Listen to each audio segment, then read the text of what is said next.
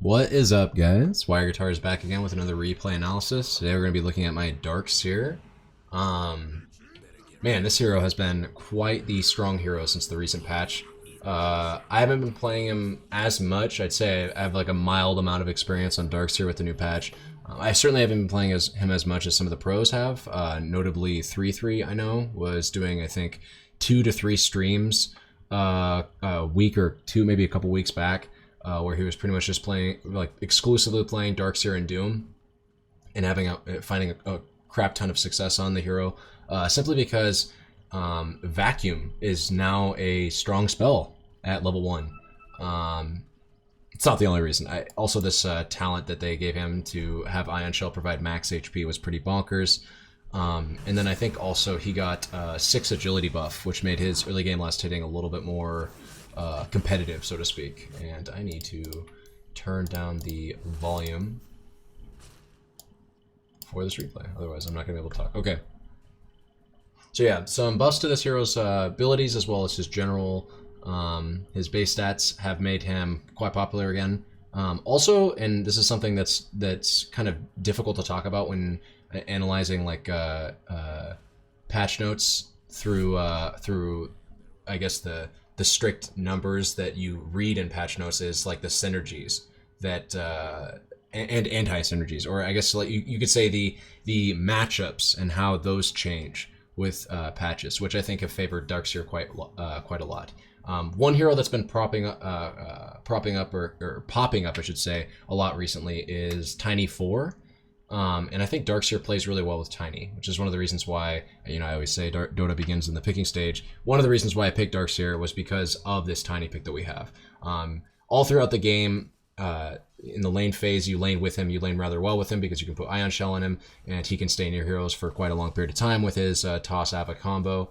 And then in the mid game, you can help him even when he doesn't have a Blink Dagger, find kills, and when he does have a Blink Dagger, you can also help him find kills with Surge, and you can put Ion Shell on him so that it kind of boosts the damage of his combo, so to speak, artificially boosts it, because he's standing next to heroes while he's popping them with this combo. So Darkseer plays really well with Tiny. However, that's not something that you can write in a patch, right? You can't write in a patch like Darkseer and Tiny just became stronger together. However, that is something that happened. Darkseer, like I said, got some buffs last patch. Tiny got some buffs last patch, and these two heroes play really well together. So, well, in my opinion anyways, somebody could contest me on that, I suppose, but in my opinion, these heroes play really well together. So, yeah. Here I am playing Darkseer. I haven't really been talking too much about, I guess we'll pause. I went this is a somewhat standard build, I would say. I went 2 components to the Null Talisman, I guess everything but the recipe, right? I went the Mantle of Intelligence, which does give you +3 int, or +3 base damage. It gives you +3 int, which is +3 base damage because you are actually an int hero, you're a melee int hero. And I went the Circlet component, so I can get the Null basically off the first wave plus the Bounty Rune. If I even get like 2 last hits, I basically have my Null Talisman secured.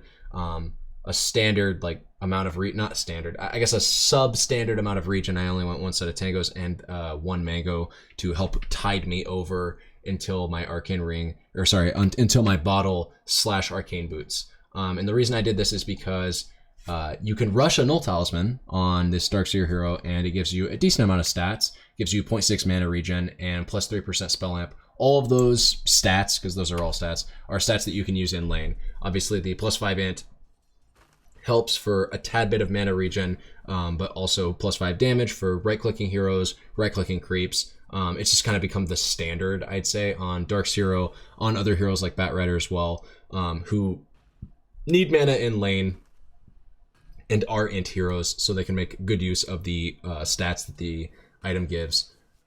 Yeah, I would say 1 to 2 Null Talismans has become rather standard. I only go 1. I opt for 1 this game. Most games I do opt for 1, so I'll acknowledge I'm a little bit of an oddball when it comes to this this becoming the standard. I'm not too sold on the 2 Null Talisman purchases that some players have been making. I feel like it makes you too vulnerable to like invis heroes or heroes that necessitate you have a slot open in the mid game, because once you have 2 Null Talismans, arcane boots, Quelling Blade, like already you have like 5 item slots that are taken up, and it just becomes really difficult to situate your items, in my opinion, when you go to Null Talisman. So I prefer 1, and then I get the bottle, and then I get Arcane Boots, and usually that's good enough for mana until you get like mech. So here I haven't really been explaining. I'm gonna actually back up just for the sake of going over some fine details in Darkseer's playstyle, because he is a rather, in my opinion, he's a rather weak hero in lane unless you really know what you're doing, and even then he can be exploited quite easily for how simplistic and straightforward his lane is. So as Darkseer, you don't really offer too much to the rune engagements, and you need to communicate that with your team, because you'd rather not spend mana on Ion Shell, and spending mana on Ion Shell for the rune, especially if you shell up 2 heroes yourself and then another hero, and then walk into the rune engagement with 2 shells on you, like with 2 shells on 2 heroes, you just spent like nearly half your mana pool to probably not even secure the rune, because the difference between you having 2 ion shells on 2 different heroes standing next to a hero on the rune and you not having 2 ion shells on a hero is essentially 50 damage per second. It's 24 damage per second level 1 ion shell. Multiply that by 2, and then of course heroes do have a 25% magic resistance buffer. You're not really going to be zapping heroes down super quick. Especially when you consider the fact that you have no way of forcing heroes to stand next to you. You just kind of have to hope that they body themselves on the rune. And they're probably, if they see that you have 2 ion shells, like on a Spirit Breaker and on a Darkseer, there's a pretty good chance that they just back off the rune until the rune spawns, and then go in for a split second, take a little bit of damage, and then back off again. It's just not feasible, I don't think, to reliably get like something meaningful out of using Ion Shell early on, as opposed to saving this mana for the lane, which is something you definitely will get value out of. And I dare say it's vital that you do that, because mana is a scarce resource on Darkseer without a Soul Ring, and it's something you need to leverage in order to get your level 3, basically. Once you get level 3 on Darkseer, and especially once you get Bottle, you're kind of online. But before then, you're kind of hurting. Your decisions have to be very tailor-made. You can't afford to be wasting mana or resources on things that aren't leveraging you experiencing gold. And I'm not just talking about like, sitting in the trees getting all of your creeps denied experience. I'm talking like actual last hits, actual gold, actual experience that way, which is something you can see I'm trying to do here. So I did say something earlier. I said Darkseer has a weak lane phase. I stand by that. Darkseer is not a hero that, in my opinion, has very many facets or variables to his lane phase. It's literally the very static, like quintessential definition of I'm going to do this one thing, and either you can deal with it or not. And over the course of, I guess you could say, over the course of Darkseer existing as a hero that goes to the offlane, many players have gotten good at understanding, and also I'd be remorse to not admit that there have been nerfs to this hero since he originally was powerful in the offlane. I think most notably Ion Shell lost like 6 damage per second at level 1. And here you see I just kind of like get a really cheeky kill on Lion, who decided to stand still and leech mana from Tiny. Him and I were both just kind of like, what the fuck is this guy doing? But either way, Darkseer's not a hero that particularly excels until he gets level 3, which is when you get your second point in shell, which is when your shell becomes, it's when it starts to become threatening. It's when it starts to become something that can kill creeps pretty quickly, especially if you stack 2 of them on the enemy creep wave, like 1 on yourself and 1 on a creep, or 2 on creeps. It basically means that you can pretty safely kill the first 3 melee creeps before your I want to pause because there's something that's going to happen here. It's level 3 on this hero is when you become a force to be reckoned with in the lane. But level 3 doesn't come quickly in most games. In this game, I had a pretty good 4, actually a very good 4. This Tiny played very well, who recognized Darkseer needs level 3. I need to go fuck off. I need to go do whatever I can to make sure this guy gets level 3. And what he did, what that looks like as a 4 position that knows that they're playing with a Darkseer, is doing things like blocking the easy camp, following the enemy 5 around, staying out of EXP range from the creep wave, and just enabling Darkseer to get the farm in levels that he needs to be able to meaningfully impact the lane in a reasonable time period before the carry gets too strong to where they can just tank Ion Shell and kill his creeps that he Ion Shells down. And again, that's something that this Tiny recognizes and plays into.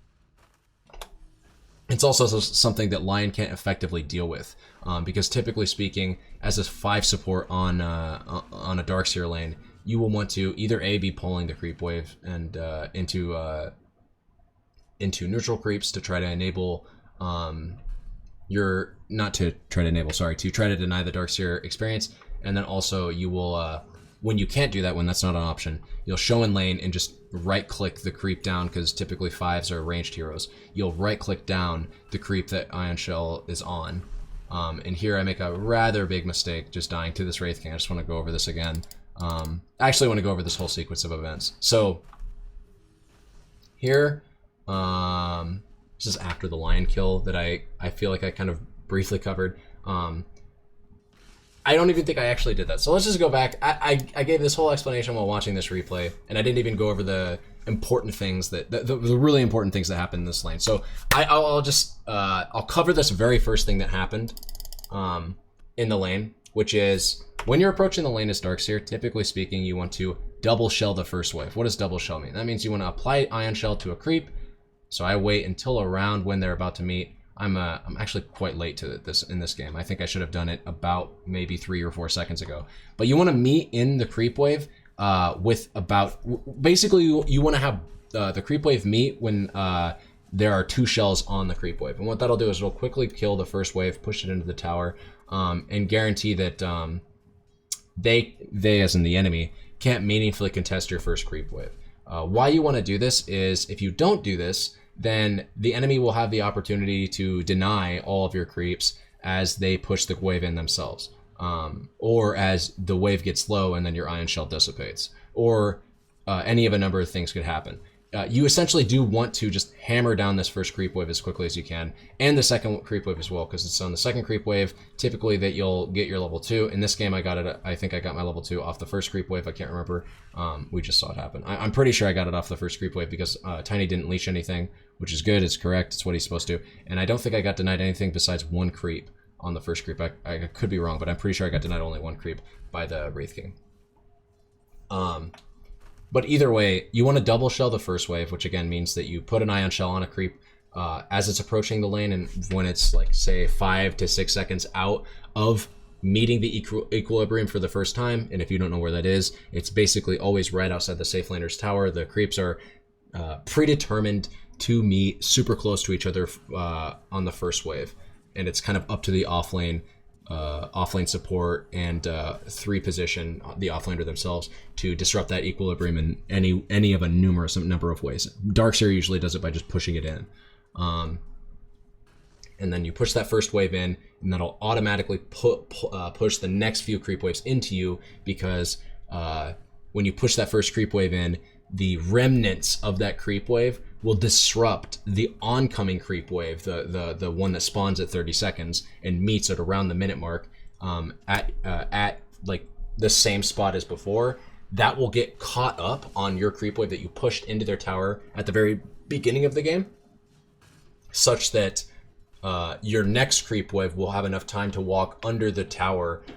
You won't have to shell it usually at all, and then it'll all die under the tower. Usually the carry will even miss a few last hits because, well, their last hitting creeps under tower at level 1/level 2. Like, they're not able to, they don't have the tools yet to effectively get all those last hits without, like, you know, unless they're a good player like Arteezy or something like that, where they're playing a hero like Sven, they're probably going to miss some of those creeps. And yeah, I do remember I did actually go over this kill, but I want to really go over it here.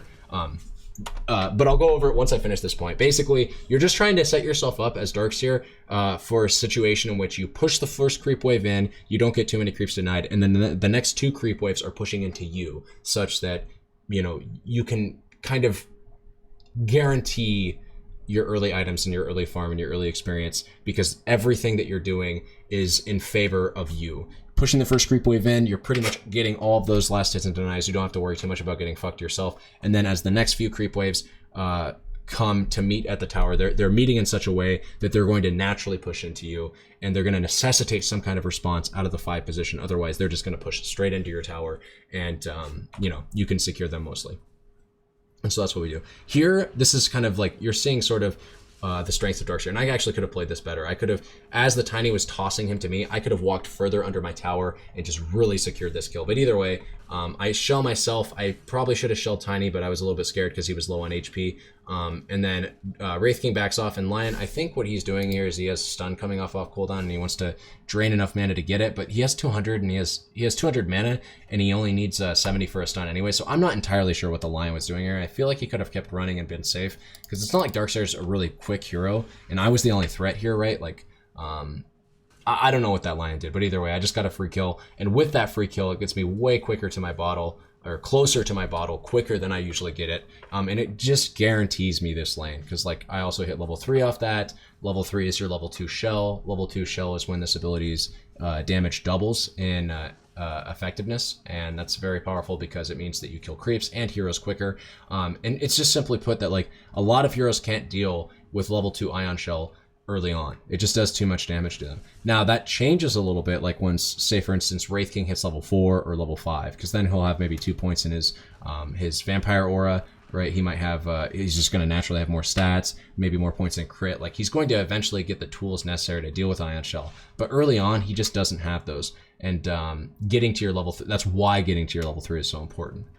Here, like I mentioned way back at the beginning of this game, and sort of just covered up a little bit when we got that Lion kill. I'm going to get my bottle and my Null Talisman, my first Null Talisman's complete, my first and only, and that'll guarantee me enough mana to stay in this lane and do the things that I need to do, except for the fact that I just died there. I died there, I want to say to a lucky crit, but it wasn't really all that lucky, right? Wraith King critting you in lane when he's able to right-click you this many times, Wraith King critting you once in lane, even when his crit chance is only at 9%, isn't that uncommon, and I honestly should have expected it. Like, even though, you know, again, like, I'm at half HP here, and I feel like I can kind of play up on this.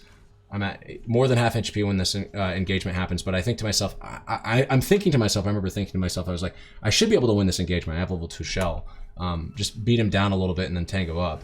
But then, you know, he stuns me, crits me, and then as I'm running away, he right-clicks me one more time. The damage over time, plus the skeletons, which I underestimated the damage of, but Wraith King skeletons do quite a lot of damage. It was all of those factors combined. The stuns, damage over time, his last right-click, and the skeletons right-clicking me were just enough to finish me off, and I end up going down here, and that's unfortunate. But it's not the worst thing in the world. I mean, of course, dying is never really good, but I'm going to be able to spawn back in here with full mana, full bottle, everything. I'll even be able to bottle my Tiny once if he gets close to me, and he will. So I'll get to bottle him once here, which is good. I got a free Ion Shell on myself, because when you TP back into the lane, you can put an Ion Shell on yourself, and then the natural fountain regen will fill you up to full. And the wave was pushing into my tower. So again, like, not ideal by any stretch of imagination, but not terrible. And I just hit level 4, which means we can play super aggressive. Now, Tiny wants to kind of go on this Wraith King here. I'm telling him, dude, fuck that Wraith King. Let's go on Lion. But he's adamant about going on this Wraith King, so he goes on the Wraith King, and it ended up working out. I was thinking to myself, Lion's way squishier. He's the guaranteed target. But Tiny knew best. He knew that we were able to kill Wraith King there. I didn't. And killing Wraith King there ends up being way better for us, because Wraith King's a higher level than Lion. He's a higher net worth hero than Lion, so we get more gold. And he's also just strictly more important to be killing in this lane, right? He's top of the net worth chart, and he's, by all intents and purposes, their carry. So it's important that we're killing Wraith King. So good call by Tiny to go on Wraith King there. And again, like, showing the strength of this lane combo via me putting Shell on Tiny, him comboing the Wraith King, and mostly his damage from his combo, but also Ion Shell being applied to Wraith King for like 2 seconds while the combo is going off is more than enough to finish off this Wraith King in most circumstances. So with that kill, and then me coming back to lane and getting free farm, which is not super typical of the Darkseer to be getting complete free farm, but again, like with a hero like Tiny, and with how well the early game has been going, I've been sort of guaranteed these levels in farm. We're going to play aggressive, you know, I'm going to be getting arcane boots here pretty soon. I'm going to just be shelling up these creeps, and Wraith King just can't deal with this, you know. I'm even going to vacuum his ass into tower range so I can get a little bit more damage on him. Tanking the tower quite a lot here, but then Lion comes in, and when Lion comes in, I've by this point de-aggroed the tower from me, so I'm not taking any damage. And then this Lion has like a hard-on for sucking Tiny and I when he's about to die, so I just let the Lion suck me. Tiny tosses me in, I have Shell on me, so Lion dies to the toss, a combination of the toss, right clicks, and Ion Shell, and that's just another kill under our belts. And so we're sitting high and mighty here, you know, like I'm halfway through my level 5, almost level 6. This Wraith King's been level 6, or got level 6, but that's mostly just because he killed me, and Lion's been dying so often that he hasn't had a chance to leech EXP from him, which we're okay with, of course. But admittedly, when Wraith King is level 6, and that's of course now, it becomes a significantly harder prospect to kill him, because, you know, killing him would require us ending his life twice, because of course you don't really kill him when you kill him once. So our aggressive potential kind of plummets a little bit, and I think we're going to recognize that here soon. We're going to try to go, I think we're trying to get rid of his life once here, and I think we're going to be successful, but I don't think we're able to kill him a second time, if I recall correctly. And I think I even end up surging my Tiny to make sure he runs away here, yeah, and dodges the Sunstrike. Unfortunately, Lion comes in, and I think this Tiny dies here, yeah, unfortunate. But we do get rid of Wraith King's life, which is good, it's important. I just don't think we're able to kill this Wraith King a second time here, and we get a TP in from the Pugna, but I just don't think we get this kill. I could be wrong. And so I search the Pugna, and then he gets stunned, so effectively the search duration is wasted, and this just ends up being kind of a disastrous situation for us, whereby not only do we lose a Tiny, we do get the resource of Wraith King's ulti. So this hero does have to play fundamentally very different, and you can even see that sort of recognized through his decision to TP to this tier 2 and start farming. Like, this guy is going to have a hard time showing in lane without his ulti because he is burstable, but it costs us Tiny's life and a TP from rotation by Pugna, so arguably not worth it. It is what it is. I make the decision to stay in lane here because I had Arcane Boots up, and I thought to myself, I'd really, really hate to have to run back to base right now, even though I could. You know, I do have Surge. It's not unheard of for Dark Seers to run back and forth to base, kind of like somewhat like Ember Spirits or some hero like that, who can sort of abuse their high mobility to make fountain trips more often, make them worth it. But I'd prefer not to if I could help it. So I just ferry some regen. Probably should have got a mango. I don't remember if I had enough money when I bought that salve. But either way, it's almost 10 minutes in. I have Arcane Boots. I'm going to pop my Arcane Boots here. I think I'm going to shell the creep wave. Now, Lion keeps showing in lane and trying to fuck up my last hits, and what I honestly should have done was, yeah, okay, so what I do here is not a deal at all, because it's Lion, and Lion is very specifically I don't want to say Dark Seer counter, but certainly a hero that can deal with illusion-based heroes, and when you're going for a kill on somebody like Lion, you become an illusion-based hero, because you're going to probably have to use wall in order to kill him. So I ended up effectively wasting all my mana there.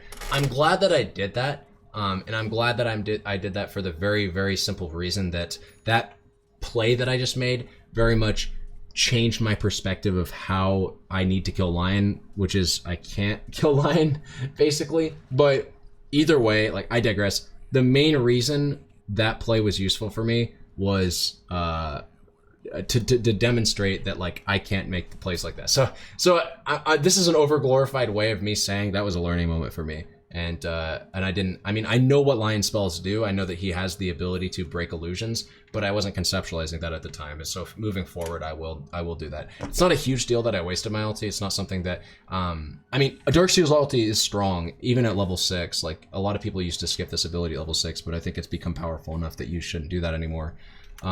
However, with that being said, in this particular game, I did end up wasting it and making it look quite weak, simply because Lion's good against that kind of shit. Either way, like I said, the 10-minute mark rolled around, and as maybe you might have noticed, I was trying to run back to base, but then I myself had even forgotten that it was 10 minutes, so I ended up walking to the runes, get both of them, fill my bottle up, and then I'm good on the mana prospect. And I'm looking bot. I keep looking bot because Dark Seer, while not a particularly powerful hero to like TP into a lane and go kill somebody with, what he is good at doing is TPing into a lane that's like having a team fight go on, and either saving or swinging the fight itself through strong use of vacuum, wall, and surge, and ion shell as well. Like, all of your abilities are very powerful at team fights, and you should just make good use of that. Here, I make a huge blunder of just not like conceptualizing what they need to kill me, and it's honestly not that much. So what I should have done here, like, is just ion shell the creep, and then just go straight into the trees. What I do instead is like I kind of hang around here for no good reason. The reason, it's not good, but the reason that I do it is because like I keep looking bottom and my attention is focused here. But if this is the case, like instead of sitting here looking bottom and trying to play in lane at the same time, I should just be in the trees while I'm doing this. So you'll see I walk back, I shell the creep, but I don't need to like be playing up like this. I should just be in the trees right now. I even ping. Notice I even ping this Wraith King. I'm saying like we can maybe kill this guy, but like that's just not what my team is focused on. And even if we could, he has his ulti back up, and I should have also recognized that, is that the only time Wraith King's wanting to show in lane is when he actually has his ulti. Otherwise, he's just going to go back to farming the jungle. So I'm making another huge blunder here of dying to the Wraith King yet again. Actually, I think technically I died to the lion, but either way, like I died to that combo that I definitely did not need to die to. I forced well, I didn't force him. I don't think Tiny's necessarily sad that he has a lane now that he gets to leech a little bit of EXP from, but I'm sure he'd rather be playing in a different lane. And I kind of burdened him with feeling the need to TP top. So that's 100% my fault. My team was pretty cool about everything that was happening this game. Part of the reason that is just because of how hard they're winning. This is a game where I would admit and say, like, I got carried this game. You know, my Spectre's 2-0, my mid is 1-0. You know, my Tiny's having a great game. Like, this is not a game by any stretch of the imagination that I fed and played horribly and just got absolutely carried. But I did get carried to some extent this game, and I want to acknowledge that and also recognize that I had a pretty cool team this game. Pretty cool in both respects. Like, one, they played Dota well. Two, they were just cool, you know, cool people to play with. They weren't particularly flamey or like trolly or anything like that. So just trying to acknowledge that, get that out there. They also just like to play very aggressive Dota. Like Pugna mid, usually you're in for a treat if you have that on your team, because he's going to want to fight. I don't know how Pugna mid's in the 3K bracket play, but in the 5K and beyond bracket, usually if you have a Pugna mid on your team, that hero has to recognize like, hey, I'm Pugna. You know, I'm not going to skill nearly as hard as like a TA or something like that. Some right-clicking based hero into the late game. Like Pugna's strong hero at all stages in the game, but mostly strong in the mid game because of his absurd magic damage and his ability to control teamfights very heavily through excessive use of Decrepify and his ward. So I want to scroll back here because some shit's going down here. So, and I guess I can take this brief moment to explain my item decision beyond just bottle, no talisman, and arcane boots. Which are, I've already explained all three of these, right? Mana, stats, and just regen and sustain. Like, you're a mana-based hero, you're very hungry for mana, you're always using Surge, you're always using Ion Shell, and then Vacuum, you know, even though it did get its mana cost reduced quite significantly last patch by 40, which is great, really enables the hero, you still are starved for mana. Same thing with Wall. Like, Wall's, you know, 125 mana, and it only goes up from there. You do need mana on this hero, or sustain rather, and my items are sort of to supplement that. What we do here is, so I died, respawn, Tiny stayed top, and then Pugna and Disruptor came top, but they walked top, which means we all of us have TPs after we take the safe lane tower to TP bottom and fight a team fight, and that's exactly what we do. You'll see my skill build. I think what I should have done or considered doing was getting a second point in Vacuum, actually, in place of this point in Surge. Main reason for that is besides Spectre and Tiny to some good extent, but either way, like, besides those two heroes, I don't really need too much. Like, Vacuum doesn't have a huge amount of utility, and more points in Vacuum, or sorry, I should say, besides those two heroes, Surge doesn't have a whole lot of utility, and Vacuum is a very powerful ability as you put more points into it. So, I mean, it's neither here nor there. This is always going to be something that you should think about when you're playing Darkseer, is like, which ability do I max out first? Because it is not an autopilot decision, like most things aren't in Dota, but especially on a hero like Darkseer, it is something that you should consider, the build of like maxing Vacuum, maybe with only 2 points in Surge, to hold you over till then. Because Vacuum, like I said, it grows in size quite significantly and in damage as you put points into it. Here I fuck up, but I do it in such a forgivable way that I honestly don't think it's worth really noting. I want to use my wall here, and honestly, early game, usually when you're using wall, it's to slow people. The slow amount on this ability is pretty ridiculous. I think it's something like 80 or 90% or some crazy shit. Not I don't know about 90. It's like no, I guess it says it right there. It's actually 50%. 50% is quite a lot though. It's hard to get. It's like sticky, and it slows for a long period of time in air quotes, which means that you put it on somebody, and the slow constantly refreshes while they're in the wall. And when they finally leave the wall's radius, the radius is kind of small, but it's noticeable, and it does constantly refresh. When they finally leave the wall, they're still slowed for a second after that. So it's a 50% movement speed slow, which for reference is Venomancer's slow when he applies Gale onto you. Think about how powerful that slow is when he first applies it to you, and it doesn't taper off at all. It just leaves when you leave the radius of the wall. So it's a very powerful slow. And that's usually what you're using it for, mostly in the early game. You're also using it to spawn an illusion, but not because the illusion itself is going to do a crap ton of damage, but so that you can apply, like, Ion Shell to the illusion and then move command the illusion onto the hero such that it keeps applying Ion Shell. That's generally how you're trying to use wall early game, and that's why I level it early, is because it provides that. It provides a very powerful slow. It has a bonkers cast range, even bigger than Blink Dagger. It's 1300 range, and you can angle it now. You didn't used to be able to angle it. Now it's vector targeting. Honestly, it's a very, very like intuitive and responsive ability to use. I think Wall of Replica, ever since I started playing Darkseer now recently, since he got buffed, Wall of Replica is like jumped to one of my favorite ultimate abilities to use in the game, even though it does no damage whatsoever initially. And it's just simply because of like how cool of an ability it is, how responsive, and how much like sense it makes. I used to play this hero way back in the day, like back in 6.7 some days, like back when this hero was overpowered back then, but for other reasons.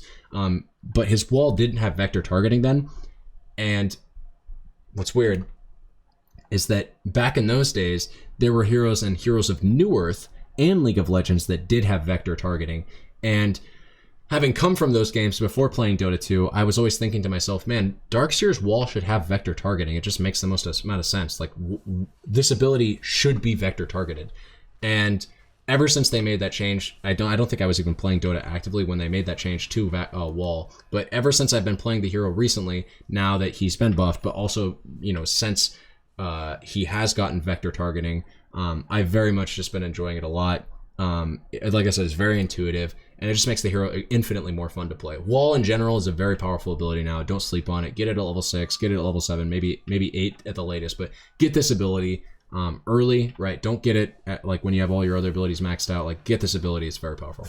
But since I've been sitting here jacking off about Darkseer, I haven't been really talking about this play. So I did talk about how we all walk top so we can take that tower and fight bottom. And so that's kind of what we're doing here. We're just grouping and fighting. Darkseer's typical contribution to most team fights is going to be one good vacuum to either interrupt a hero that's channeling some bullshit on you. In this game, that wouldn't be anything. I guess Lion, but I wouldn't use it on Lion just because he's channeling Mana Break probably.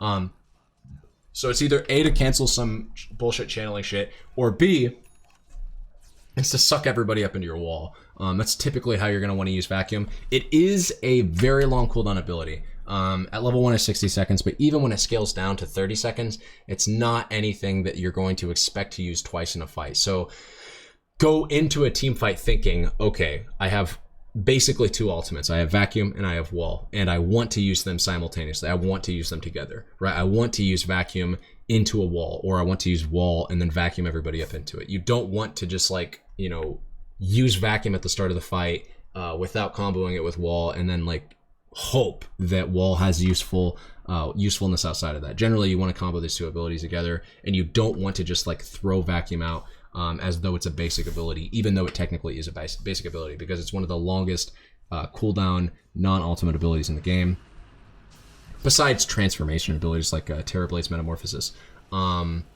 So treat it as such.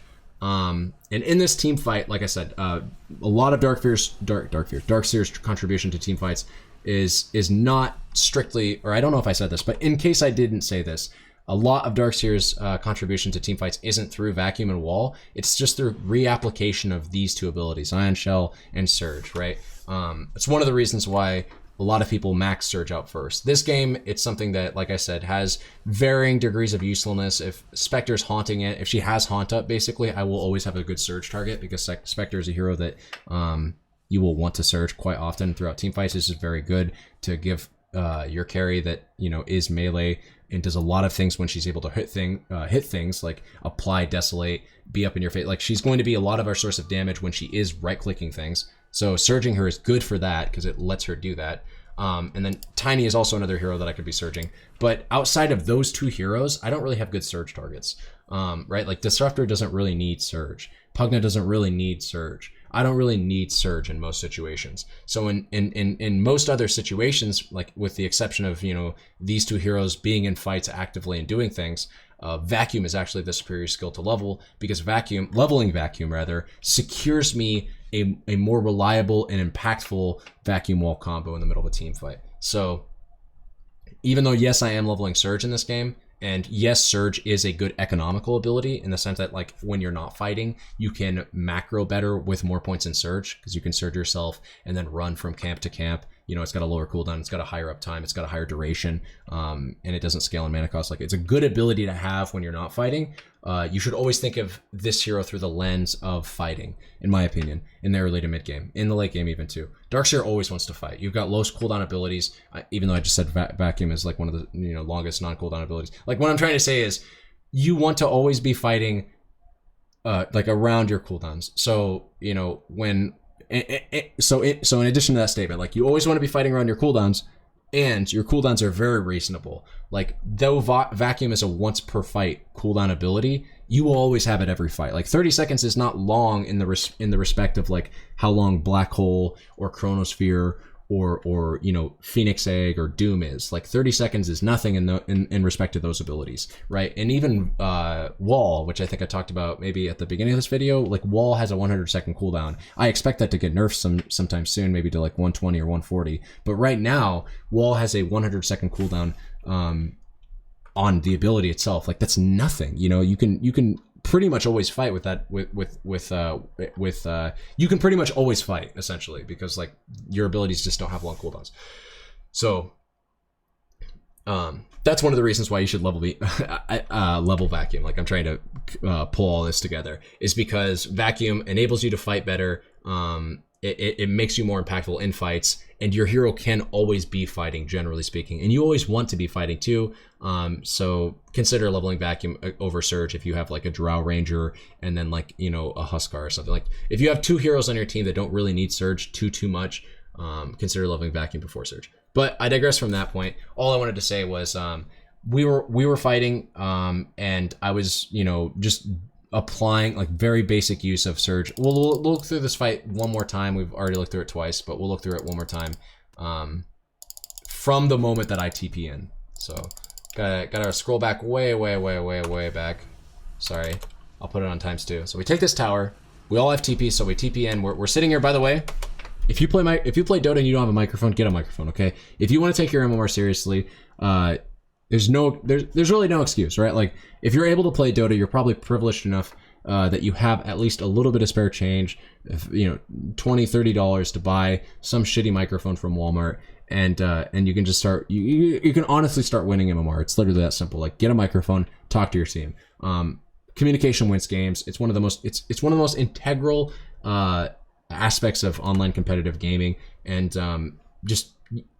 You need to be able to talk to your team. Like, Dota has an in-game communication system dedicated to it, right? If you're afraid of getting bullied, or if you have like a weird lisp, or no, I shouldn't say weird, but if you have a lisp, or if you're, again, like, if you're afraid that your voice isn't going to come across too well, like, fair enough. I'm not going to tell you that you need to get a microphone, but I'm just saying, if you're playing Dota and you're lazy, you don't want to talk, you don't want to take the game that seriously, like stop it, you know, like, get some help, like play this game like it's meant to be played, like a team game. Communicate with your team. Communication is very important. It's how you win games. So the reason I'm telling you this is we were all communicating, even though it's a pub, like people do. I'm playing solo queue. I have the strict solo queue matchmaking option set. Like, I am talking to my team strictly through voice chat. It's a bunch of random people that I don't know, but because I'm being cordial and being nice, and we're all being helpful with each other, we're sitting here saying, hey guys, do you guys want to go defend this tower? Like, yeah, let's do it. I'm TPing in. Okay, I'm coming. Oh, I got 2 seconds left. Oh, et cetera, et cetera, et cetera. Such that we all TP in,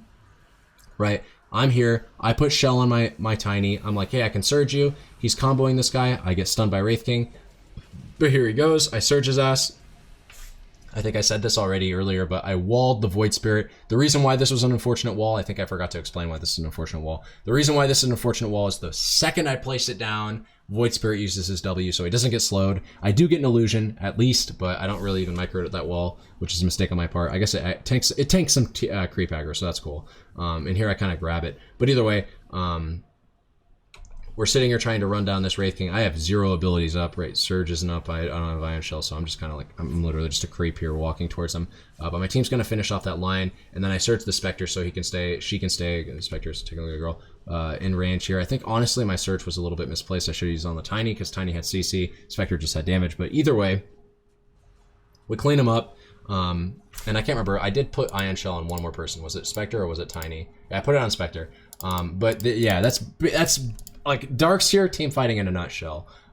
In the early game especially. Like, you go in, you look to wall 1 or 2 people, ideally most people, but with low levels of vacuum, it's hard to get like a big vacuum wall combo off. So usually you're going to use your wall to slow people. You're going to use Surge on whoever needs movement speed the most. Like, basically whoever on your team could utilize a free haste rune. Sorry. Whoever on your team, you're thinking to yourself, like, you should look at every fight through the lens of who on my team could make the most use out of a haste rune right now, and then just give Surge to them, right? And then similarly, who on my team is going to be in melee range, likes to be in melee range, and is going to be in melee range for a very long period of time, or for the longest period of time, when it comes to the enemy heroes, like being in melee range with enemy heroes. And then when you found the answer to that question, put Ion Shell on that person. Here, I pinged that Void Spirit, so like I know he's there, but I didn't consider the fact that this Invoker was Invis, right? And it's specifically Invis. He's not Ghost Walking around, because if he was Ghost Walking around, I would have known, because Ghost Walk applies a debuff to people that he's nearby. It's specifically this Invis rune that he gets. What's really unfortunate is that I think we called this out, and I just didn't register it for some reason. I think my Tiny called it out, that there was an Invis top. And I said to him even, I was like, hey, I kind of want to go get that and fill up my bottle. But I just died to this Invoker. What are you going to do? I'm not going to lie. It was still a bad death. I shouldn't have died there, and it is my fault. But it's kind of hard to see those sorts of things coming, to register the fact that, like, that Invis rune was going to be taken by the Invoker, who for whatever reason didn't join the fight bottom lane when he very much should have, because that fight bottom lane was very pivotal. Instead, he was just sitting here farming in the jungle, and then he goes and checks the top rune and grabs it and kills me. But either way, I did die there, and that's my fault. And it was just a bad death. I think I was tracking earlier. I didn't explain my item decisions past these 3 items, so let me explain the mech here. Hopefully I don't need to, because most people that even have a passing understanding of what Darkseer is and what he likes to do, and I even explained it earlier this video, know why I got mech. But in case you don't know, and in case you weren't listening earlier, Darkseer likes to fight. So you like to buy team fight items. I've seen some people get like Helm of the Dom or like Yule Scepter first item on this hero, and I just don't really understand it too much, especially now since Helm of the Dominator doesn't even give an aura anymore, right? It literally, I mean, it technically does if you convert a creep that has an aura to it, so I won't say it literally doesn't give an aura. Most creeps in this game give some kind of passive aura, and Helm of the Dominator lets you dominate a creep, so it probably gives you an aura that you can work with. But, and this is a big important but, it doesn't give you an aura in the same way. I'm sorry. It doesn't give you an aura in the same way that mech gives you an aura, right? Mech doesn't give you, technically, it doesn't give you an aura. I mean, it does give you an aura. It does give you 2 health regen and 3 armor. And that's a good aura. But in addition to that, it also gives you 275 health as an active that you can pop to heal everybody else, everybody on your team in a 1200 radius. And then it gives you 4 armor, right? And that's very important. Now, I'm not going to lie, it's difficult to use mech before you get Greaves, because this hero's just very mana starved, even with Arcane Boost, even with Ill Talisman, even with Bottle. Like, it's hard to use all of your abilities and have enough mana for mech on top of that. But try to make room, because it's a very powerful active to be able to use, say, at 15, 17 minutes into the game. And then usually you will look to get Greaves after you get your mech on Darkseer. You just need 1 or 2, like, very, very easy excuses to get Greaves, honestly, on this hero. In this game, it's literally just Veno. Like, it's Veno and Cold Snap are the 2 excuses that I'm making for myself to say that Greaves is a good item in this game. and I'm going to get Greaves for those reasons alone. Not really. You get Greaves on this hero because Greaves is just a very powerful item. Even though it's gotten nerfed, Greaves is still just very strong, right? It removes the mana cost, firstly and foremostly. One sec. It completely removes the mana cost from Mechanism, which is powerful. That's powerful in and of itself. Sorry. I mean, that's not reason enough, in my opinion, to just get Guardian Greaves, but it's powerful that it applies a basic Dispel. It's powerful that it makes mech effectively not cost any more mana. It's powerful that it gives you a reduced cooldown for Mechanism, right? Mech usually has a 65-second cooldown. Greaves has a 40-second cooldown. It's powerful that it amps the heal and the mana burst, right? The mana burst is normally 160, and the heal for mech is 275. This gives you 300 and 200, respectively. It's also powerful that it gives you 5 extra movement speed, right? Surge does not cap you out at movement speed anymore. It removes or unlocks your max movement speed, so every little bit of extra movement speed counts. Now, I'm not going to say that like the reason you're getting Greaves is for that 5 extra movement speed, but it does help, and it also gives you 4 armor, so it makes you tanky. I mean, it makes you tanky in addition to the passive aura that it gives you, which is still Mechanism's aura of the 2.5 health regen and 3 armor. And then this is very underestimated. I don't think a lot of people even know this, but Guardian Greaves has like an extra little passive benefit, which reads when an allied hero, which includes yourself, falls below 20% HP, they gain 10 extra armor and 16 health regeneration. Again, very, very underestimated element of this item, which is, it's honestly very strong. It means that, like, in games like this, right, for instance, where they don't really have a whole lot of, like, execute outside of Lion's ulti, right, because, like, I guess if Wraith King crits you, that's one thing, but, like, Lion Finger is going to be their, we're bursting a hero down, here's how we finish them off ability. If they don't have that, it is very feasible to imagine a situation where, like, heroes are running around team fights with low HP. For instance, this Disruptor, right? Look at how long he's able to stay at low HP. Now, of course, he's still going to get finished off, but he's not getting popped instantly, right? The important thing about him not getting popped instantly is when he's not popped instantly, he can be under the effect of Guardian Greaves' extra backup aura. I say backup, but like it's a big part of the item, is that when he's not getting popped instantly, he can have 10 extra armor and 16 health regen working against any sort of burst that he has. Again, I'm focusing a lot on this just because I don't think a lot of people even know that this exists. But Guardian Greaves is just a very powerful item. It has so many like nice perks to it when you pick it up. And on a hero like Darkseer that, can't really feasibly go some sort of right-click build and doesn't need to, quite honestly, when you can get away with going this item, this Guardian Greaves item, and just fighting with your team constantly, and when this item supplements so much of what your hero needs, which is, in the form of getting tanky, getting, giving your team a bunch of like, really positive benefits when they group up and fight with you, and it gives your team a good reason to do that, to group up and fight with you. It honestly just like makes your hero very powerful. And again, I know that the item got nerfed last patch, kind of mostly got nerfed. It gives 1 extra armor to you because it gives it a 3 armor aura, but they reduced the self armor and they reduced the all stats. Like the item got its purpose, or rather its stats nerfed a little bit around, but or moved around, I should say. But honestly, the purpose of the item is still the same. And it's still a very powerful item, and so I'm usually looking to get this item in most games. Like, it just makes so much more sense to want to finish Guardian Greaves, like to finish the item, so to speak, because mech, like, I view mech as an incomplete item. Not to say that mech is a weak item, but mech is not an item that I get and think, okay, I'm done with the mech build route. Like, I want to finish Greaves just because of how powerful it is. And it feels bad, even in games like this, where it should... You might look at a game like this and be like, Wired, this is the ideal pipe game. I'm still thinking to myself, no, fuck pipe. I want to finish Greaves before I start working on pipe. So I'm going to finish Greaves. And like I said, it just makes so much sense. Do not underestimate Greaves. Greaves is a very powerful item.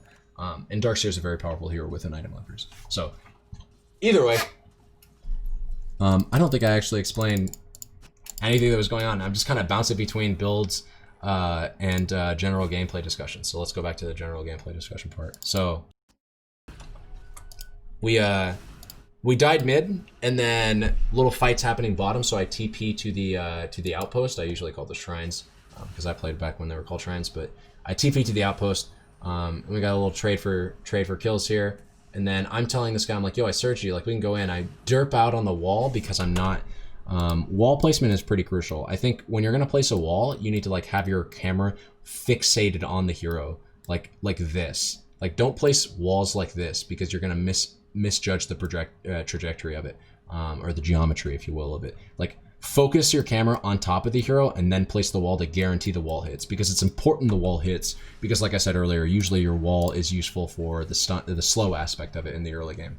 So I was trying to slow up that lion, but I completely missed the wall. Again, it's kind of fine. It's fine this patch, but I guarantee next patch they're going to nerf something about this hero, and it's probably going to be, well, one of the nerfs that they apply will probably be the slow element, not the slow, the cooldown of this ability. So even though I wasted it there, it's probably not that bad. Next patch, if you're watching this video, next patch, it will be a big deal, so don't do it. Kappa. And actually, I didn't realize this, but apparently Wall of Replica pierces spell immunity. Now, I don't know if that means that, well, in fact, I'm actually sure that what it doesn't do, or rather what part of this ability doesn't pierce spell immunity, is the slow. However, I think what they mean by this is that it still spawns illusions of heroes even when they're spell immune, which I didn't know that it did that. I'm just reading it now, and I'm kind of like questioning whether or not it even does that, because I feel like I've used this ability against BKB targets and it hasn't spawned illusions. If it does, that makes it even more bonkers. I did not know that it did that. And it makes this hero like considerably stronger than what I originally thought he was, because that means that even when heroes have BKB, you have an answer to that, so to speak, which is you can still put a wall on them and spawn an illusion. In the late game, when heroes have BKBs, it's often the case that you're not just using Wall of Replica for its slow, you're using it at that point to spawn illusions of heroes that have BKBs, because if they have a BKB, they probably are a right-clicking hero like a core that, you know, has a strong illusion that you could spawn, so. I digress. Like, the important thing about Darkseer's Wall is not just the fact that it pierces BKB, if it even pierces BKB in the fashion that I just talked about. The important aspect of this ability is just it's like a jack of all trades ultimate. Like, it slows heroes. It's a preventative. It's like a zoning mechanism. You put it out and people don't want to walk through it. It slows them by a lot. It spawns an annoying as fuck illusion that works with all of your abilities. Your hero is really good with illusions. It's one of the reasons you go bottle, is because you're actually very effective with almost every rune, right? In an interesting situation, in an interesting way, like, your hero probably makes the least use of DD of all runes. Like, Invis rune, you can make a surprise, like, with an Invis rune, you can basically play like you have a Shadow Blade, which is cool because you're an initiator hero. Like, imagine Enigma with Shadow Blade, like, that's kind of how you are. Like, Invis lets you set up the perfect vacuum wall combo. Illusion gives you 2 illusions that you can put Ion Shell and Surge on, which are very powerful for pushing out creep waves. It also, Illusion Rune is a good defensive tool in the middle of a team fight to use as a purge or a disjoint. Regeneration, I don't think I need to explain. Like, if you're ever low on mana or HP, you can use the Regen Rune. And what's the other one? Arcane Rune is Craigasm on this hero. It's so sick. You can put like double the amount of shells on people, and you can search people all the time. Like, your hero makes such good use of runes that's honestly another reason why you should go bottle, or consider going bottle if you're gonna play him offlane. Because if you can get him before if you can get bottle before 5 minutes, it's usually pretty worth it to get bottle. On heroes that suffer in the mana and HP department, both in lane. But also, your hero can use a lot of the runes that he can possibly pick up throughout the mid game. And so, like, in this game, this Pugna didn't go bottle, so that just leaves all the runes for my pickings. So anytime I find a good rune, I can just make good use of it. So either way, here I make a huge blunder. We're fighting like this weird fight after we so we cleaned up this lion, and then we start gathering bottom because Pugna has bots and he bots us in, and we kill the Void Spirit right there. That's when the Pugna botsed in, was when he TP'd in and killed the Void Spirit. And so we're kind of slow sieging this tier 2, which is honestly fine. But we make a huge blunder, and I want to kind of go over where we make it. So we're slow sieging the tower, which is totally fine. Tiny pops the lion. This is all fine, by the way, in my opinion. Everything that's going on so far is fine. Now, Veno is setting up shop to the left, and Void Spirit just TP'd in, but I surged this Tiny. What we should do is go up here, pop this Veno, and TP out. Or, honestly, just TP out right now, right? If we can't kill the Veno, which it looks like we can't, we should both be TPing right now, right? I see that, like, of course, Invoker was still in the nearby area, and Void Spirit's right here, but he can't, this Void Spirit can't cancel both of our TPs, assuming he even has his Aether, his astral remnant, Aether remnant or whatever. Like, assuming he even has that ability up, which I don't even think he had it on a cooldown. I can't remember. It looks like he just used it there. But when he was coming over, I don't even know if he could have done it. But either way, the second we saw Venno, Pugna and I, we should have just TP'd out. Popping the Lion was fine there. We did some good damage to the tower. We forced all their rotations. We forced all their TPs. We should have just dipped out. Instead, I waited to TP. Pugna waited to TP. We both died. Spectre wastes taunt because I assume she just got baited. It's just a poor decision on her part to haunt. Maybe she killed the Venno? No. It's Pugna apparently that killed Venno. Probably their ward. I'm not sure. I can't remember exactly how Venno died. It probably just happened before my eyes, and I just wasn't looking at it because I was thinking about how this play was bad. But either way, like, what ended up essentially happening in that fight is we traded, I think, 3 for 2, which isn't ideal.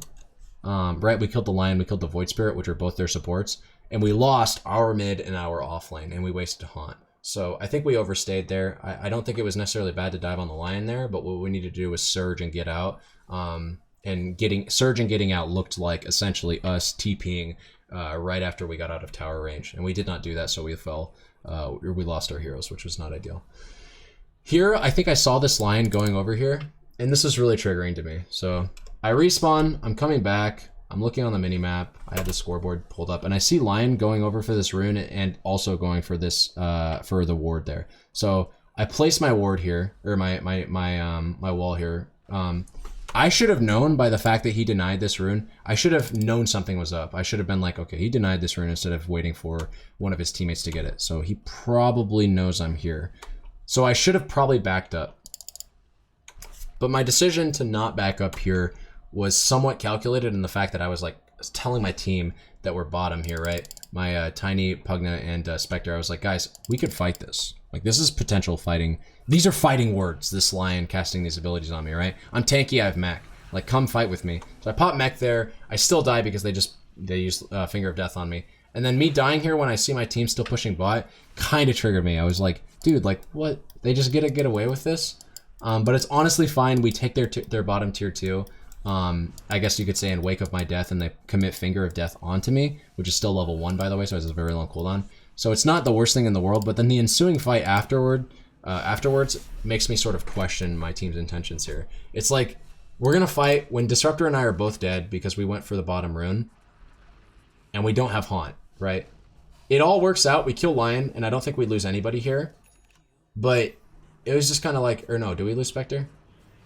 Maybe we lose Spectre? No, we don't lose Spectre, but she wastes her TP, so now she has to walk back to base. This is all just kind of like iffy shit, basically.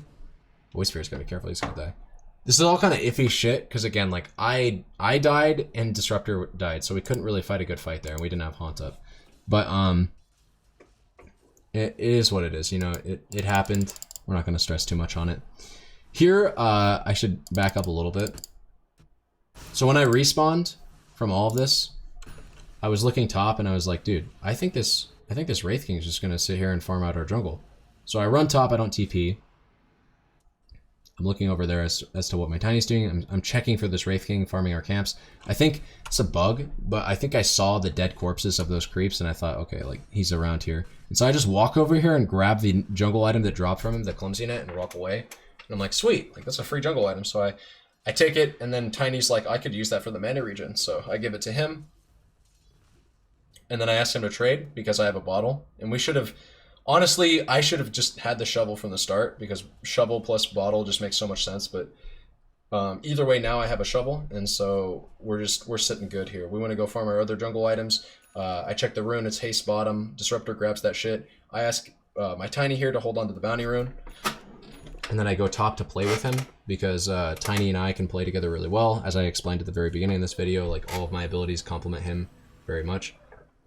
I run over here though because my Disruptor had a haste rune and was warding and being a nuisance. So I run over there to try to help his retreat, and I pop mech on him, and then I'm like, Sunstrike, Sunstrike, and he doesn't dodge the Sunstrike when he had Surge on him, so he just dies to it.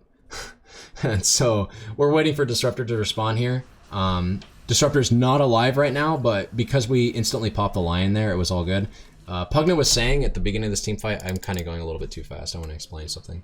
So Our Disruptor's dead, but because we instantly pop the Lion as Invoker's coming in and converging onto us. First of all, this says when a fight starts like this should tell you that the enemy team has vision of you somehow when a fight begins like this.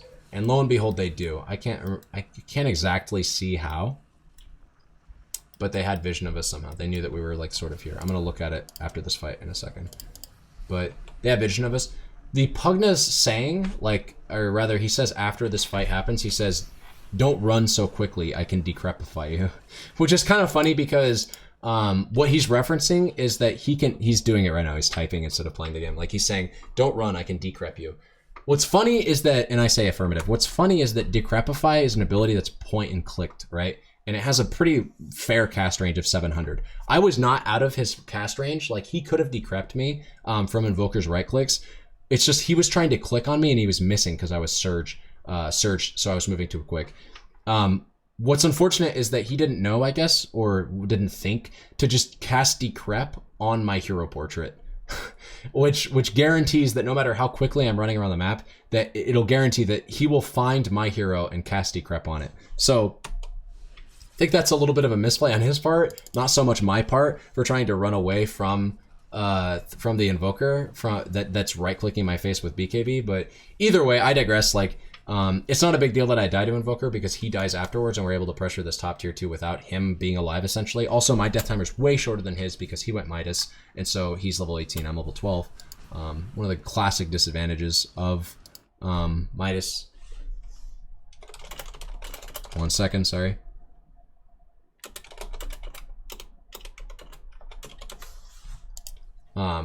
But either way, we respawn and my team fights a fight. Again, this is without me, but this is also without their Invoker, so it's probably going to be good. Also, you know, I respawn quicker than the Invoker, so I can surge. I can TP into the tier 2 and surge back in. What I do before this is kind of important. Oh, I accidentally hit the jump ahead button. Rip.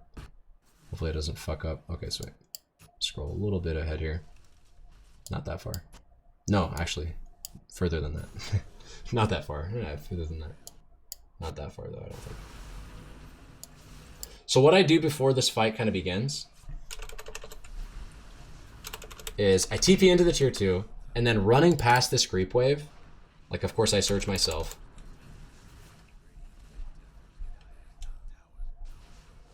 So I'm clicking, and then I'm surging, and then as I run past this creep wave, I ion shell it so it'll push out. That's important to do. It's important to, if you're playing these heroes like Enigma or Darkseer and you're trying to group with your team, before you go, or honestly, like it's beautiful because you're playing a hero like Enigma or Darkseer that can push creep waves without having to be there. They can do what is known as remote farming, or remote pushing in this case, where I can still go and be an active force in this team fight while also pushing a creep wave at the same time. Make sure you're doing that when you're playing these heroes. It is such a good advantage to leverage. The fact that, again, I'm able to get this farm and push out this wave into their tier 2. So now they're missing out on these creeps, and this creep wave is going to crash in and deal some damage to the tower without them being able to appropriately respond to it. And so here, I want to keep their supports away from my team that's battling this Invoker 1v1, or this Wraith King rather 1v1. So I vacuum wall their 2 supports in. I hit both of them. What's very important is that I hit the Veno, because Veno's Poison Sting does apply to his illusions. And I wonder if he knew that, or like is thinking about that, and maybe that's why he didn't level up his Poison Sting to max rank. I don't know. Yeah, I basically vacuum wall their supports. If I hit the Wraith King, and I think I actually should have, it would have been better because Wraith King does have a Radiance. So it's also like basically wall is the tits this game because I can vacuum wall Wraith King and it'll be good. Even if I solo vacuum wall Wraith King, like it's still good because I give my team a free Radiance, and I also give them a Radiance Wraith King, no less, who has a built-in critical strike which applies to illusions. And then also if I hit Veno, it's really good. And even hitting Invoker, because like it's not like Invoker. If Invoker invokes, I think Invoker's illusions get the individual instances of Quaswex or Exhort. So if I catch Invoker with wall, it's not like that illusion's going to be doing no damage, right? Like Darkseer's illusions that he spawns with wall always do a good amount of damage. Even at level 1, there's 70% illusion damages. For reference, like maxed out Conjure Image from Terrorblade illusions, I think do like, well, let's just check. Conjure Image Terrorblade. I'm pretty sure maxed out Conjure Image Terrorblade illusions, which are very powerful illusions, by the way. Yeah, they only do 60%. So your illusions as Darkseer that you spawn do pretty good fucking damage, even at rank 1. And it's honestly that's also one of the reasons why, I think I mentioned this earlier, but just in case I didn't, it's also one of the reasons why I don't recommend you level this ability up until all of your other abilities are maxed and you take the level 15 talent. And that's just simply because your illusions are very powerful even just at 1 rank. The movement speed slow doesn't go up by that much. It's still nice that it does, and it's also still nice that the replica damage goes up. Like, I'm not saying those are bad perks, but the way that this skill's mana basically multiplies by 2 is one of the reasons why it's kind of restrictive to level it up. And one of the other reasons is just simply because this ability does a lot. It does enough at level 1, and leveling up your other abilities is just so much more important. Like Surge and Vacuum should take precedence, and of course Ion Shell should take precedence over getting a second point in Wall of Replica. So no matter what skill ability you do, make sure that you're prioritizing your basic abilities over your ultimate past that first point, because it truly is a 1-point wonder. Here we get comboed pretty hard, but we're still fighting near the wall, right? We're still fighting near the wall that I vacuum walled their supports for. So it's bound to be a pretty good fight, all things considered, right? I am going to get Tornado EMP comboed. I just shouldn't be standing so close to my Tiny here. That's my biggest mistake. But it's fine because I have Guardian Greaves, and I should have just instantly popped it because maybe I could have kept Tiny alive. And I honestly probably also should have stayed near my team because I think surging my team was more important than running this path outside of the fight. So I think this was actually a pretty big blunder by me to run this far away. I don't know what's going on. I'm running so far away from this team fight. I think I'm afraid for some reason, but I should not be. I should be running with my team. Like, what the fuck am I doing right now, right? Like, I mean, the fight's thoroughly over at this point, but like, I should have been. I don't know. I'm kind of thinking like, am I on the phone right now, or what's going on? Like, do I have distractions going on? I think I'm streaming. Well, I know I'm streaming. I streamed all these games today at twitch.tv/wireguitar, but I don't know why I ran so far away from that fight. That's kind of bizarre that I did that. On the plus side, this Pugna saw a regen rune and gave it to me, so that's really nice of him. And you also get to see, again, like one of those benefits of Guardian Greaves. Like Guardian Greaves, 40-second cooldown, I used it in the middle of that team fight, it's already back up again. Like Guardian Greaves is sustained, dude. You can use this off cooldown and not feel bad about not having it for a team fight, because there's a pretty good chance that you're going to have it for a team fight if you use it for a sustain. Like Guardian Greaves is just such a good item, and it always has been. Yeah, buy this item. But anyways. So here I don't have a TP, and I also saw that we have Vampire Fangs. So Darkseer's what I call the hero that makes the most use out of some of the least used neutral items, right? Items like Vampire Fangs are amazing to find on a hero like Darkseer, because that spell lifesteal, and honestly even the Night Vision got buffed. Like that Night Vision is not an undervalued stat, or is not a stat to undervalue. 300 Night Vision is a crap ton. But that's obviously not why you're holding on a Darkseer. The reason why you're holding on a Darkseer is because 6% spell lifesteal combos amazingly with Ion Shell. It gives you quite a lot of health because of how consistent the damage is on Ion Shell. Like it just happens so repeatedly. But let me explain this fight real quick. So we're running towards this. We see the Void Spirit out here. He goes on our Disruptor. I instantly pop, and I should have held, but I instantly pop Guardian Greaves. And then I just vacuum wall the Darkseer, or sorry, the Veno and the Void Spirit into the wall. And it doesn't matter that I did that because they were just out of position like as fuck there. I don't know what the fuck they were doing, right? Like all our team is ever going to be trying to do from this point onwards essentially is group as 4 heroes, right? Because Pugna, Tiny, Disruptor, and Darkseer, we can operate as a unit of 4, and Spectre can deal with our side lanes as the Invoker goes to rat them. Like, we are just such a strong combo of 4, and whenever Spectre has Haunt, like, we're golden, essentially. You know, we never need to worry about a thing. Like, we'll win every team fight. We have a very powerful, like, we have Burst through Tiny, we have Initiation through Tiny, and we have a lot of sustained magic damage through Pugna. I can provide all the utility in the world through Vacuum Wall. I always have the threat of Vacuum Wall if they ever try to engage on us, right? And every time we engage on them, we're setting ourselves up for very good team fights. Also, Disrupt, like, it's just, we have actually a very good team comp in this game, in my opinion. Like, our team is just we have such a good team fight. Like, it's insane how good of team fight we have, in addition to our ability. Like, it's a very rare game that you will have, and this is honestly one of the reasons why Tiny's broken, but it's very rare that you'll have a game where you have as good of team fight, as good of lane control through having this draft of like Spectre and Darkseer on the same team. So as good of team fight, as good of lane control. And when I say lane control, that's the stat that I'm recognizing is your team's ability to keep the waves, the creep waves pushed past the river so that you can be active on the map and not constantly be bogged down by creep waves, basically. So we have good lane control. We have good team fight. We have good 4 protect 1, which means we have 4 heroes that can move around the map and make space for Spectre.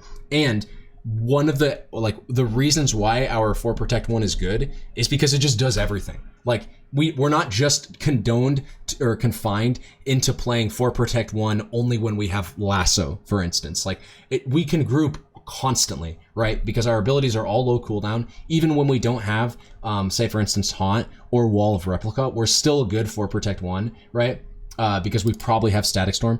Static Storm also has a very low cooldown as well. It's 80 seconds at this point in the game. Like that's pretty low cooldown ability. It's up every fight for instance, right? Even if we don't have Haunt, that's fine. Spectre's not an integral part of why our team fight is so strong. It helps that we have Spectre for sure. She's a good portion of damage, but like when we don't have Spectre up, we still have a lot of sustained magic damage through Pugna and through Tiny, and it like. Again, this is a really good team draft. If I can sit here and pause for a moment and just recognize like our team for how strong the draft is itself, like let me just say that, right? We just have so many good check marks filled in the box that like I'm very proud of I guess this pub draft for working out as well as it did, because this is very uncommon. Usually you have a fuck ton of redundancy and you're missing out on some archetypes, but in this particular game I like our draft a lot.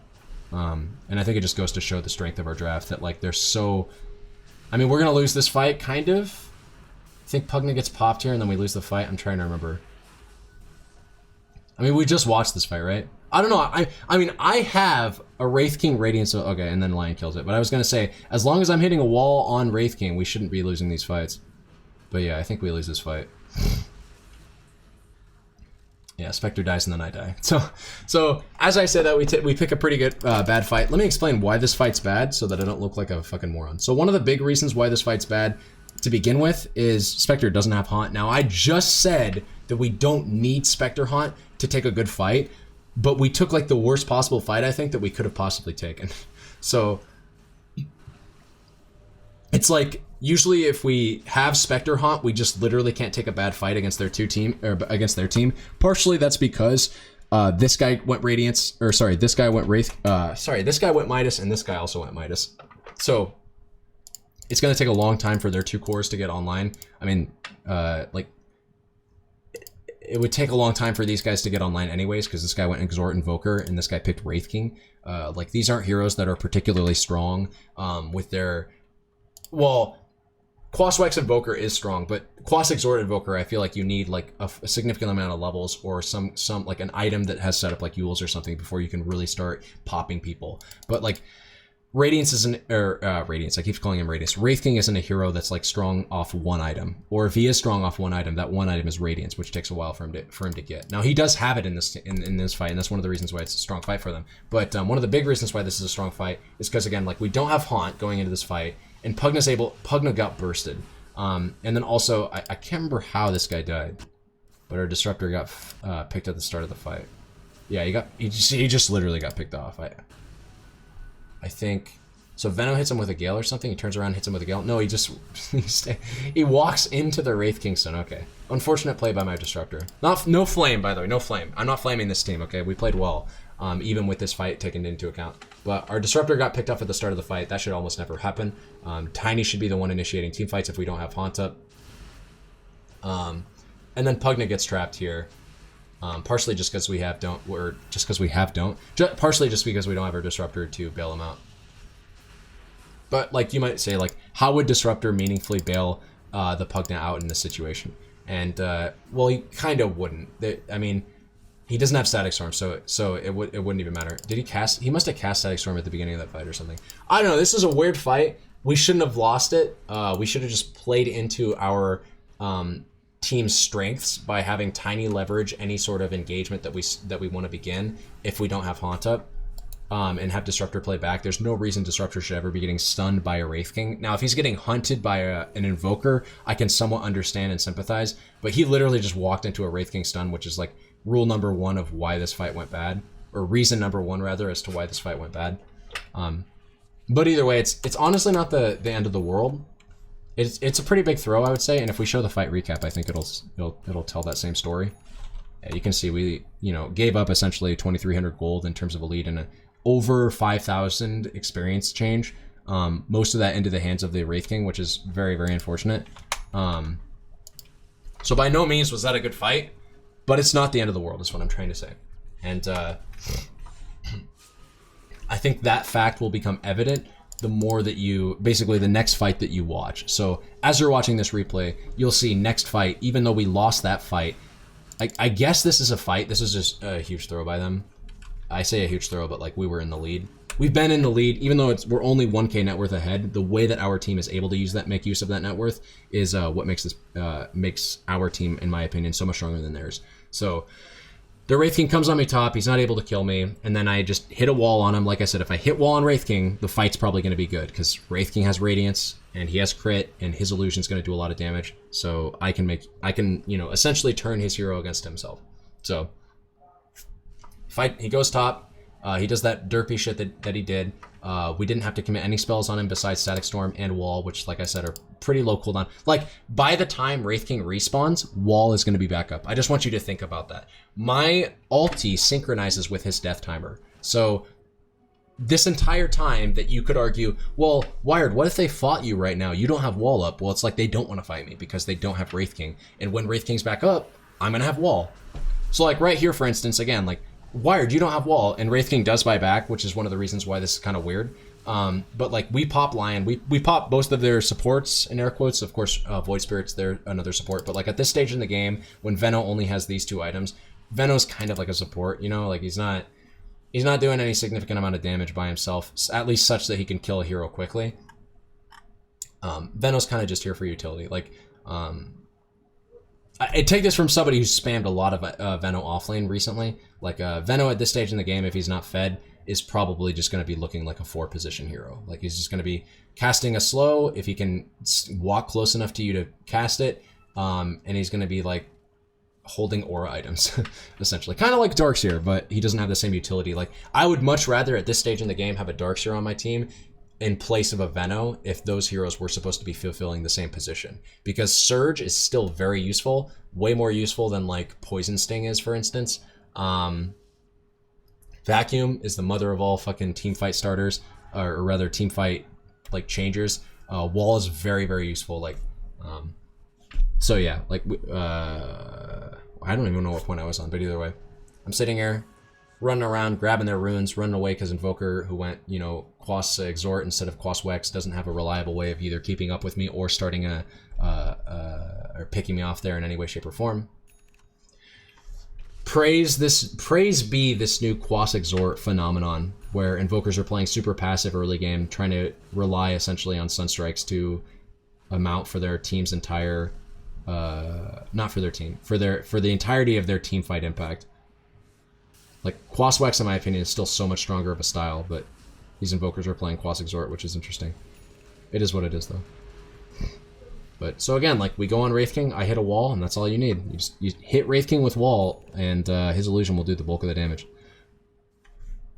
It didn't, by the way. Pugna did the bulk of the damage there, but if Pugna wasn't there, you would have seen. Okay? Wraith King illusion does a crap ton of damage to Wraith King, and it's beautiful because Wraith King has a big problem with getting kited, and part of the reason for that is that the hero has no mobility. So when you hit him with a wall, well, the hero has no mobility, so he can't escape from your illusion that you spawn. So it's just really cute. So here we took a really compelling fight against, well, I guess we pick off Wraith King. Is that even, it feels wrong saying that we picked him off because he's just caught really far out of position. But either way, I guess that's kind of what picking off is.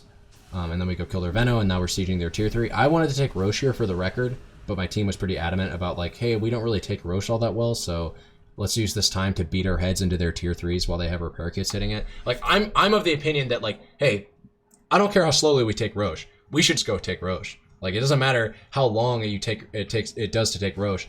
as long as we have enough time to clear it in the duration of Wraith King's death timer, right? And we certainly do.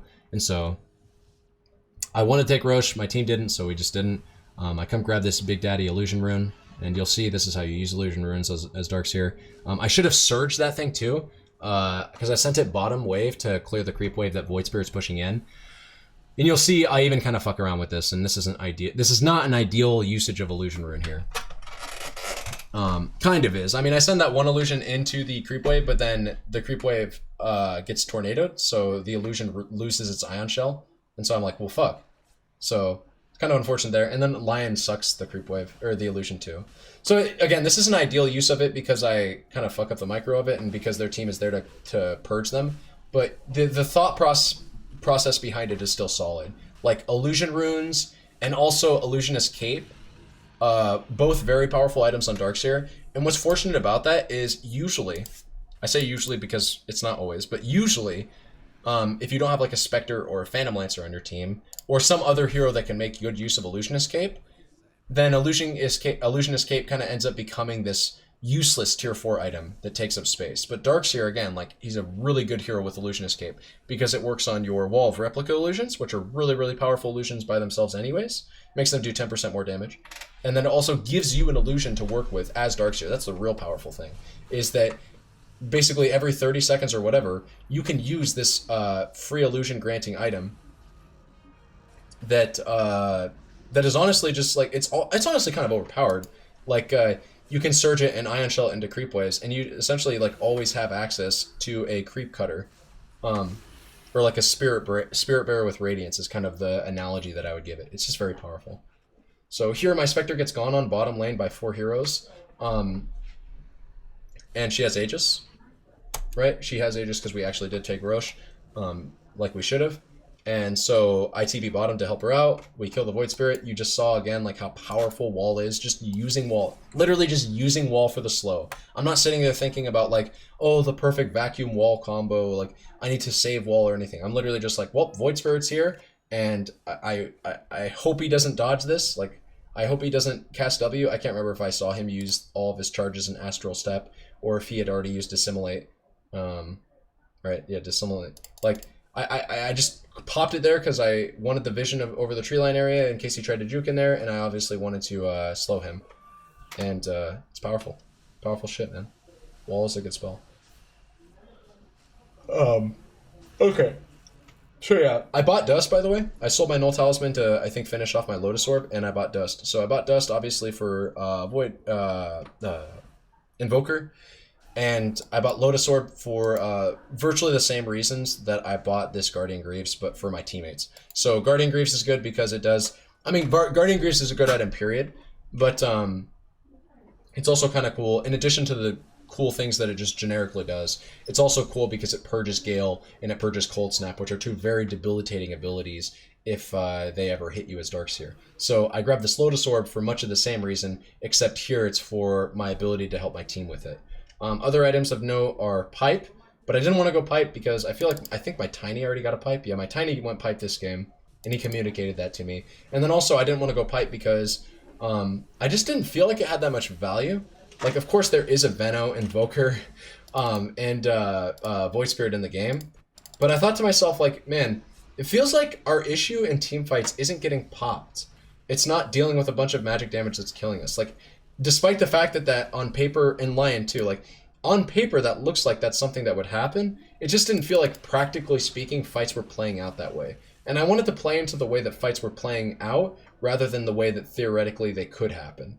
So I thought to myself, maybe a Lotus Orb is better here. It also makes it so that, like, later on, when this hero gets a Hex, and he does, and later on also when, well, like Lion, for instance, it dissuades Lion from wanting to cast. Now, it doesn't make him not able to cast these abilities, but it dissuades him from wanting to cast Hex and Earth Spike on a hero that I Lotus Orb, right? Important to note, Hex is only dispellable with strong dispels. Lotus Orb is a weak or a basic dispel, so it's not like Lotus Orb is going to outright prevent Lion from casting his Hex on a target, and if I wait to cast it until after Lion hexes, then it's not going to purge the Spectre, but it does dissuade Lion from casting his spells, and it also dispels, like I said, Cold Snap, and it also dispels Gale. Now, with that being said, Spectre does have Manta, right?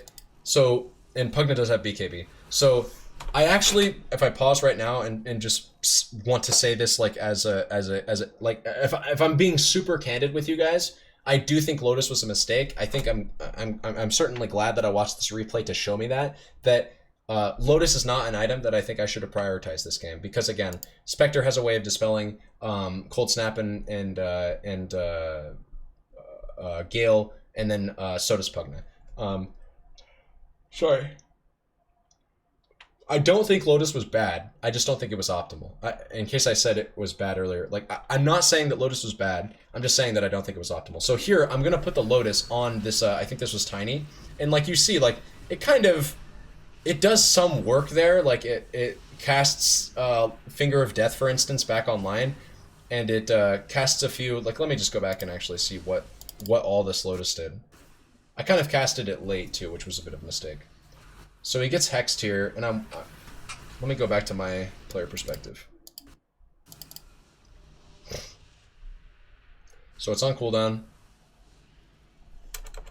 We're sitting here healing ourselves up, and then Tiny decides to go in here, and I'm not looking at him. He goes in. I should have instantly cast it on himself so that he could, like, for maximum value, but there I cast it, and then I think it reflects, you know, Finger of Death, and that's it, I think. I don't think it by any means kept him alive there. Honestly, my Dust was the real teamfight winner there of that situation. But either way, so yeah, like I think reflected Finger of Death and maybe purged Cold Snap or Gale if the Tiny had those abilities on him, which I don't even think he did. But like it wasn't super necessary or crucial that he had that Lotus Orb on him. And this is a game where honestly I could have considered going something completely different than Lotus Orb. And I should have suspected that. Like, it's not like Lotus Orb was bad. Again, I want to stress that Lotus Orb was not bad in this situation. It beefed me up a little bit, gave me some armor. I'm never going to complain about mana or health regen. Even at this stage in the game, like, you still can have mana problems as Darkseer, especially since Lotus Orb does cost a lot of mana too, to be fair. But also, on top of all of that, like, you know, the purge is still helpful. It's just not something that I think was or needed to be a priority this game. So instead, I could have gotten something like a Force Staff. I think would have been cool. Would have been all right. It would have been pretty good. Force Staff actually would have been a pretty cool item this game. And then on top of that, I could have tried something like Axe. I've been wanting to try Axe more on Darkseer. I've played around with it a little bit. I think Axe is something that I don't want to say is underrated, because I don't actually know what people's opinions are on Axe Darkseer. I don't see it get purchased that often, so I want to say it's underrated, but I don't know that for sure. I don't know if people aren't purchasing it that often just because, like I don't know if that's a decision that people are making by design, or if it's just because maybe people don't know what the Seer's Axe does. I don't know, but either way, I digress. Axe is something I could have experimented around here with, just because it turns Vacuum into an ability that, you know, can be cast multiple times throughout a team fight. And it also makes your wall incredibly difficult to just deal with. Like, I think the width normally is something like, what it should say. It says cast range 1300, but I think the range is bigger than that. It doesn't even say here, that's weird. Where's Axe? Yeah, it doesn't say it all. Axe basically makes your wall super, super, super, super long. It says right there, Scepter Length Multiplier 2. Let's just check it out. Let's just see how long this hero's wall's range is normally.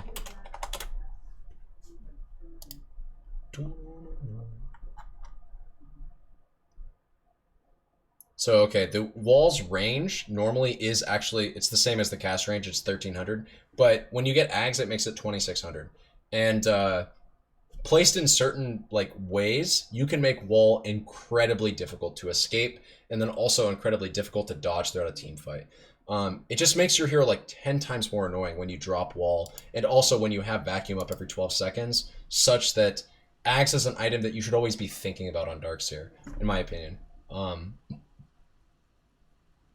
Even though, like I said earlier, a big portion of your hero's teamfight contribution is through these two abilities mostly, in addition to like the threat of Vacuum Wall.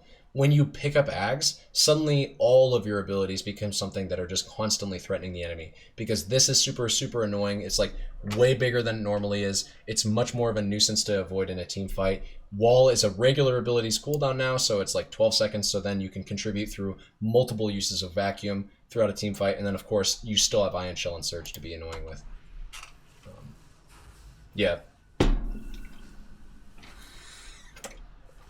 I opted for Sheepstick after Lotus. Sheepstick, you can never...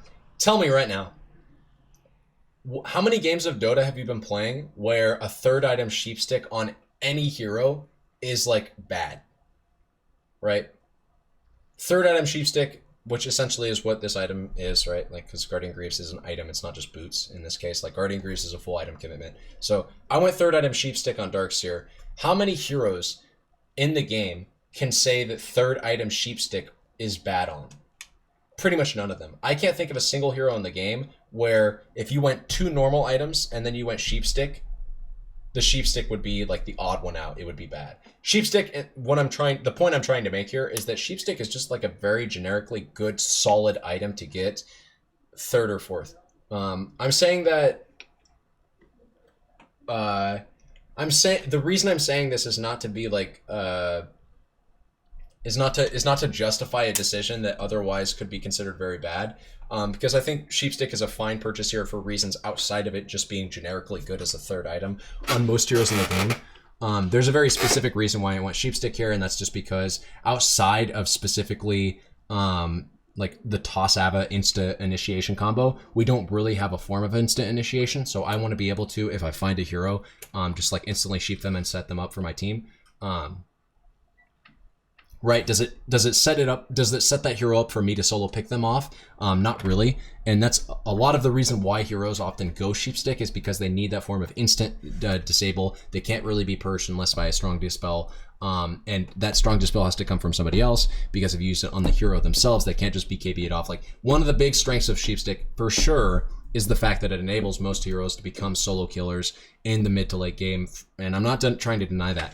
But even on a hero like Darkseer that can't find solo kills, Sheepstick is just still a very solid purchase, because when you pick it up, suddenly, kind of like when Techies picks up Sheepstick, like, his team fight becomes way more frustrating to deal with. Like, now all of a sudden in the middle of team fights, like, I'm going to be casting these abilities and I'm going to be, contributing this shit to my team. But also, Invoker can't stand next to me while I still have this ability off cooldown, while I still haven't used my Sheepstick. And next to me is defined by 800 range, right? Because if he is next to me, I'm going to sheep that motherfucker, right? Same thing with Wraith King. Wraith King joins a team fight, he either has to be BKB'd, or he has to have like a Lotus Orb on him or something like that. Otherwise, I'm just going to sheep that motherfucker. Like, it's always just a very strong item, because it's for, of course, 5,600 gold, not a cheap amount. But for 5,600 gold, you have a 3.5 second disable that can't really be dealt with in any way, shape, or form by the hero themselves, or by most heroes in the game, even for that matter, right? Unless you have an Abaddon, or unless you have a Legion Commander,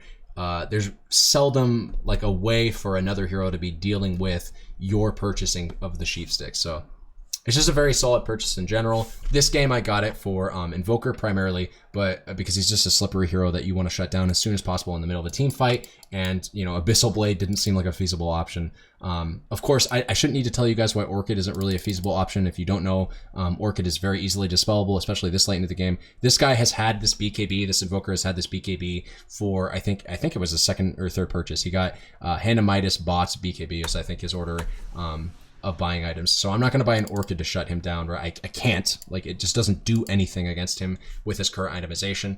So Sheepstick is just the next best thing. Also, this is kind of a small thing, I guess. It's not really all that small, actually.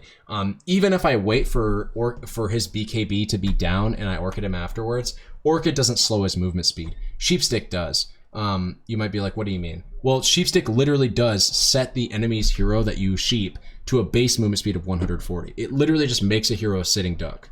Well, it makes him a sitting frog. But if there was a duck critter in the game, it would make them a sitting duck, because it slows them, it silences them, it mutes them, it disarms them, and it lasts for 3.5 seconds. Like, Sheepstick is just, it's the premier crowd control item that you buy for the late game.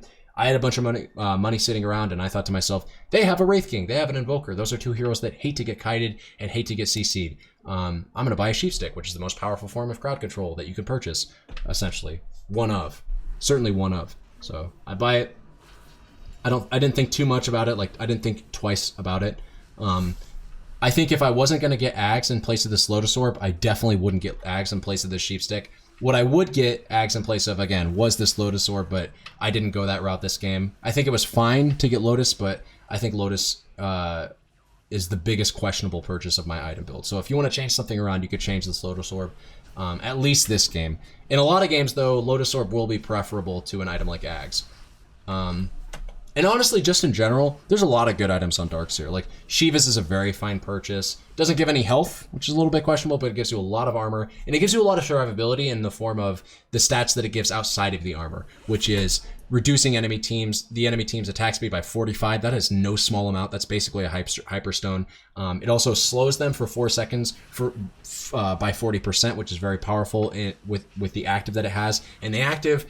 it's a slow-moving projectile radius expanding thing that goes out to 900 radius. It's probably going to hit somebody in the middle of a team fight if they don't have BKB, basically. So it's pretty powerful. Like, so yeah, Shivas is a good item on this hero. I don't really like Shivas though, just because it costs so much. I've never really liked Shivas just because it costs so much gold and it doesn't give you health.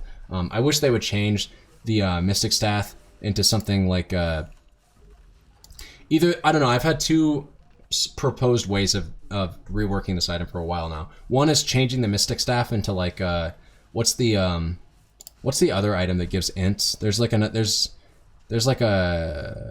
bunch of items in this game. Oh yeah, Staff of Wizardry. So like change it into 2 Staff of Wizardries so that way it costs 700 gold less. That's one way I would change the item and give it like 10 less int. Or what they could do instead of doing that is like just give it some health for the same price. So leave it 4,858 gold, but like make it build out of a Perseverance or something, and then give it regen instead of 30 int. I don't know. The 30 int just feels like an odd stat. But either way, despite me criticizing Shivas as an item, I still think Shivas is a fine item, especially on a hero like Darkseer, who is going to be in the middle of a team fight for a long period of time and can make use of all of its stats. But yeah, anyways, I've talked for way too much. That's my sort of like replay analysis, dissection, so to speak, of Darkseer and items that you can build on the hero. It's a very good hero this patch. I recommend you play him, pick him up. Hopefully I did a good job of explaining how to play him a little bit this game. But yeah, anyways, you guys take care, stay safe, GG's, and I'll see you guys next time.